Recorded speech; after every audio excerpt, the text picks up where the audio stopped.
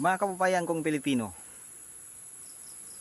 kung nasaan man kayo sa mundo, tayong maliit na magsasaka at farmers, huwag tayong mawawala ng pag-asa. Kung ang buhay natin hanggang dito na lang, nanatili tayong magsasaka habang tayo'y buhay, wala tayong magagawa. Pero ako, nagsasalita ako tungkol sa aking nararamdaman. Nasaan na ba ang 20 pesos na bigas? Putok sa media, ang 20 pesos na bigas nasaan na? Kaming mga magsasaka, halos nagkakanabulok-bulok ang kuko namin sa paa, sa kamay, sa pagbungkal ng lupa, sa pagkakamkam ng lupa, sa sobrang babad sa putik at tubig. Ito pa rin, nagtiyatsaga pa rin. Subalit, sasabihin ko na ngayon sa inyo, kung sino man kayo, sasabihin ko na sa inyo, mga malalaking negosyantes dyan, pag naman sana kayong barat sa pagbili ng ating produkto at mga naaning palay,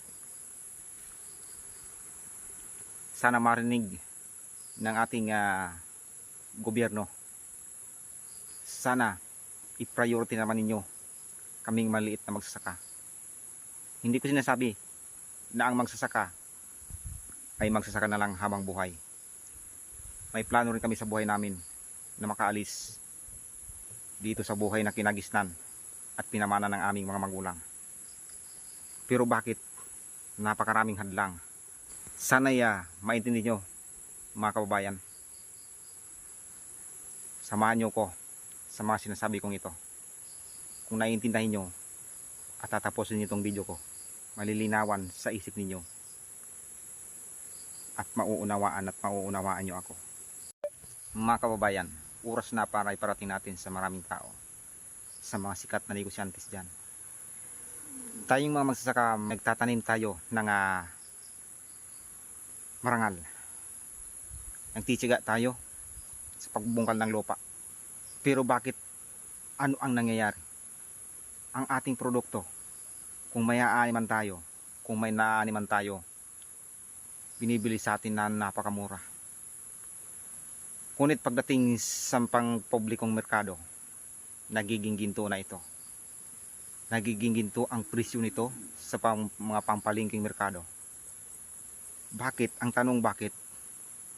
Kaya mga kababayan, tayong maliit na magsasaka, kung maliit man tayo, mananatili tayong maliit.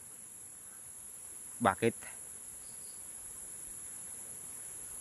Tayong mga maliit na nga, mas lalo tayong gagawing maliit. Dahil sa mga malaking negosyantes na bumibili ng ating produkto, binabarat tayo. Mga kabayan, iboses natin ang ating nararamdaman, ang ating saloobin at ating adhikain. Katulad nito mga kababayan, isa lang akong maliit na magsasaka. Hanggang ganito na lang ba ang ating buhay? Mag-isipan tayong umangat, pero pilit tayong hinihila pababa. Nasaan na ang pangako? Nasaan na ang pangakong 20 pesos na bigas? Marami tayong umasa. Marami tayong umasa mga kababayan na naghihirap. Pero bakit tuluyan pa rin nagiging mahirap? Hindi nyo ba napapansin na tayo ay pinapaikot-ikot lamang?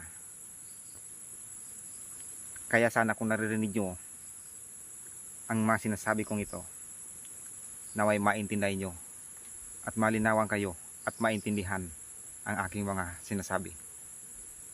Mga kababayan, maraming salamat sa pagpanood ninyo. Marami pa akong sasabihin tungkol dito mga kababayan. Iboses natin, sabay-sabay tayong magsalita tungkol sa ating nararamdaman.